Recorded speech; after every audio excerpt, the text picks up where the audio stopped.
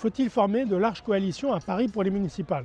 Après l'annonce de la fusion de listes à gauche entre Emmanuel Grégoire du Parti Socialiste, David Béliard d'Europe Écologie Les Verts et Yann Brossat du Parti Communiste Français, nous avons désormais une gauche plurielle unifiée qui forme l'actuelle majorité municipale qui est au pouvoir depuis 25 ans à Paris. L'accord devrait être étendu à place publique et, beaucoup plus surprenant, à l'ancienne tête de liste de la France Insoumise, Daniel Simonet de l'Après. Mais où s'arrêtera sa liste? Leur accord électoral avec les Verts prévoit de favoriser une alliance avec l'extrême gauche au second tour de Jean-Luc Mélenchon, mais Emmanuel Grégoire affirme l'inverse. Qui devons-nous croire? Il a été élu député NFP avec le soutien de Jean-Luc Mélenchon à Paris, contrairement à Anne Hidalgo, qui a toujours été très ferme sur ses valeurs et rejeté tout accord avec l'extrême gauche.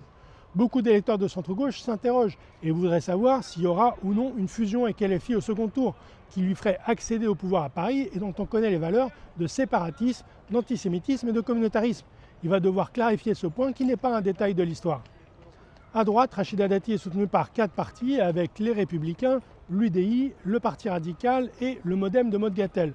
Elle est également soutenue par des élus Renaissance comme son président Sylvain Maillard et des élus Horizon comme la maire du 9e arrondissement Delphine Burki.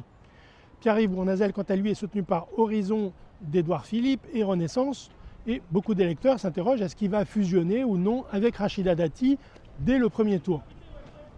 Ses priorités, son programme sont à 90% identiques avec elle et ça serait plutôt logique s'il souhaite rompre avec la division de la droite et du centre à Paris qu'on a connue en 2020 et qui l'a fait perdre. C'est à lui de prendre cette décision en connaissance de cause et en responsabilité. En tout cas, le nouveau mode de scrutin à Paris, avec la loi PLM qui a été réformée l'année dernière, favorise les fusions de listes puisqu'il a relevé les seuils de maintien au premier tour à 5% pour pouvoir fusionner avec une autre liste et à 10% pour pouvoir se maintenir au second tour sur Paris. Quand vous n'êtes pas sûr de franchir ce seuil, comme c'est son cas, vous êtes plutôt incité à fusionner avec une autre liste. C'est en tout cas le sens du mode de scrutin qui a été adopté pour favoriser une large majorité. Avec de surcroît une prime majoritaire qui a été baissée de 50 à 25% sur Paris, qui est maintenue à 50% pour les listes d'arrondissement.